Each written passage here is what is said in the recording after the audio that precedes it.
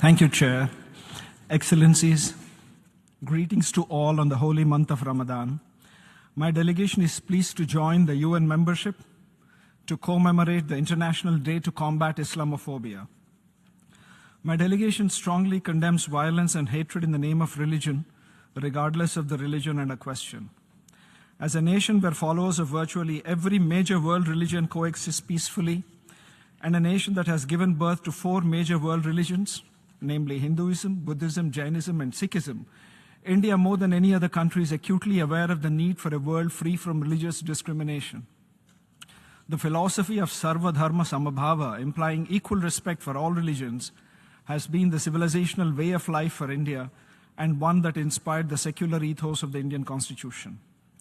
Chair, history bears repeated witness to how the politicization of religion does not solve and resolve grievances. However well-intentioned, they risk lending legitimacy to precisely this kind of selective, polarizing narratives that breed further division. The United Nations was conceived as an institution that transcends religion, culture, and politics. Its credibility rests on universality and impartiality. We therefore urge caution against frameworks that exclusively focus on one faith without addressing the broader phenomenon of religiophobia in all its manifestations. This is why the 1981 Declaration on the Elimination of All Forms of Intolerance and of Discrimination Based on Religion or Belief remains, in our view, a very balanced and enduring instrument that enshrines the rights of all religious followers without privileging any. The United Nations' greatest contribution to peace and human dignity lies in its efforts to maintain international peace and security, bringing everlasting peace in conflict situations, its development work and humanitarian action, and its promotion of universal human rights, work that is conducted without regard to the faith of those it serves. Global public goods, like sunshine, should be available to one and all, irrespective of affiliations. The UN has built its credibility through tireless work on conflict resolution, poverty alleviation, and protection of civilians. We urge the UN to remain anchored to this founding spirit.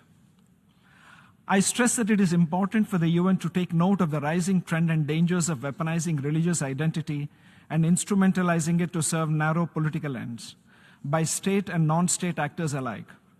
India's western neighbor is an excellent example of fabricating imaginative tales of Islamophobia in their neighborhood. One wonders what would brutal repression of Ahmadiyyas in this country be termed, or the large-scale refoulement of the helpless Afghans or air-bombing campaigns in this holy month of Ramadan. India is home to more than 200 million Muslims, one of the largest Muslim populations in the world. The Organization of Islamic Cooperation, which our western neighbor has systematically attempted to weaponize against India, has repeatedly made false and baseless allegations against my country. Muslims in India, including those in Jammu and Kashmir, elect their own representatives to speak for them. The only phobia evident here appears to be directed against a multicultural and peaceful coexistence that all communities in India enjoy, including Muslim communities. Such narratives run counter to India's fundamental ethos and reflect instead the sectarianism and the terrorist mentality that this country has perpetuated since its inception. That is a real issue at hand.